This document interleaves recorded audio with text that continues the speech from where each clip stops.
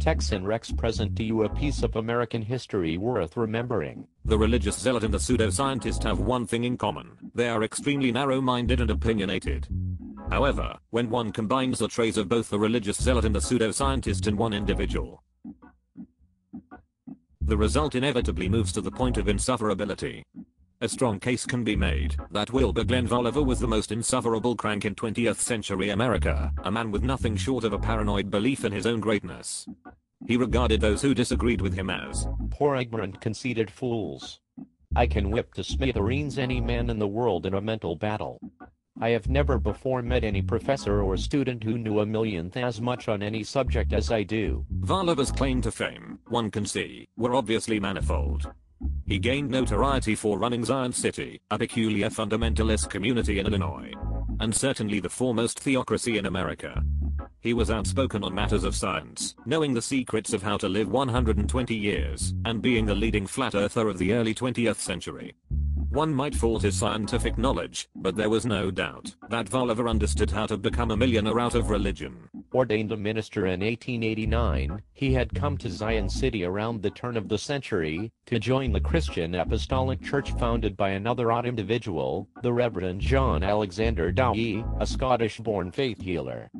Dowie personally owned every house, factory, and church building in Zion City. Dowie saw in Voliva all the traits he admired in himself, and he made Voliva his chief aide.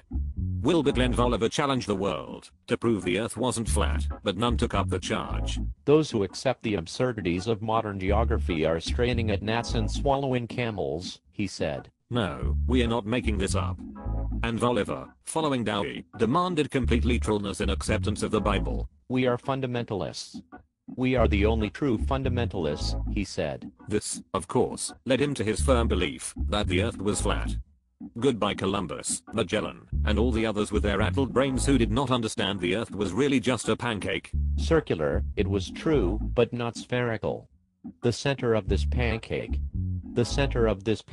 was the North Pole. The outer circumference is a solid wall of ice, which other people mistakenly called the South Pole. It is a good thing that the ice wall is there, because otherwise all the oceans of the earth would spill over, and nitwitted explorers would sail right off and plunge into Hades. It seemed odd to Voliva how much 20th century man had regressed from the wisdom of the ancients, who knew the stars really were much smaller than the earth, and rotated around it.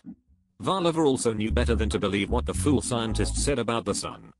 As he and every one of his 10,000-member sect knew, the idea of a sun millions of miles in diameter and 1 million miles away is silly. The sun is only 32 miles across and not more than 3,000 miles from Earth. It stands to reason it must be so. God made the sun to light the earth, and therefore must have placed it close to the task it was designed to do. What would you think of a man who built a house in Zion, and put the lamp to light it in Kenosha, Wisconsin? Voliva had yet to find an astronomer who knew the first thing about the sky, stars, and Earth. They simply did not understand Voliva's scriptural and scientific tenets.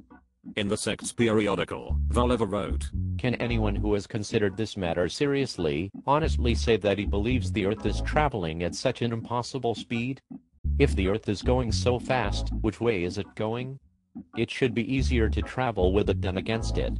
The wind should always blow in the opposite direction to the way that the Earth is traveling." I would mention solar wind, but I wouldn't trust you to realize it is not literal wind. But where is the man who believes that it is? Where is the man who believes that he can jump into the air, remaining off the Earth 1 second, and come down to Earth 193.7 miles from where he jumped up? The stupid really does burn, doesn't it? Each year Voliva took out an ad in Chicago and Milwaukee newspapers offering $5,000 to anyone who could prove to him that the world was not flat. Needless to say, no one ever did. Although they are simply laughingstocks today, flat earthers did really exist, and were serious in their convictions. Don't for a minute think that fundamentalists only object to the theory of evolution. If they get their way, all of science is threatened.